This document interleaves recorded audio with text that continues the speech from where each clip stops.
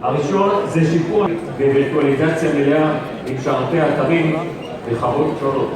שימו לב, אתם רואים איתי, מה פה? מה פה קורה פה? מה פה יופי? מה פה? ספק הפרויקט EMC, בבקשה, ארז צור במקלט פה. בבקשה, לעלות לבמה. וכל הזמן אתם זוכרים שאנחנו מחפשים את אלוף האלופים. בואו, לכאן. להגיד אותה כן. ויפה להגיד לך. תורת הנמר, את העבודה אמרת, תראה תודה אמרת. בואו, בבקשה. אתה אומר תודה. מה שלך בבקשה? אלעד, הכן לך שלט לא כתוב? שים את השלט שיראו. פה יש לי אנשים, אתה יודע מה השב"כ. מי אין לו שלט יורים בו? כי עשו ביחד. בבקשה. אתה שולח אותו.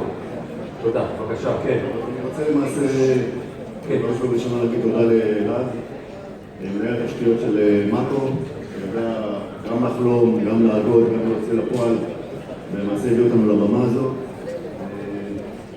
אנחנו בסיומו של פרויקט מאוד מורכב, מאוד חשוב לארגון.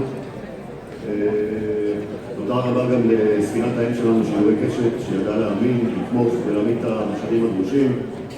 לשותפים העסקיים שלנו ולספקים שלנו, שידעו להעמיד גם את המנהלים, גם את אנשי המקצוע, ובעיקר את הפתרונות מהשורה האחרונה. תודה רבה. תודה רבה, יפה מאוד, יופי.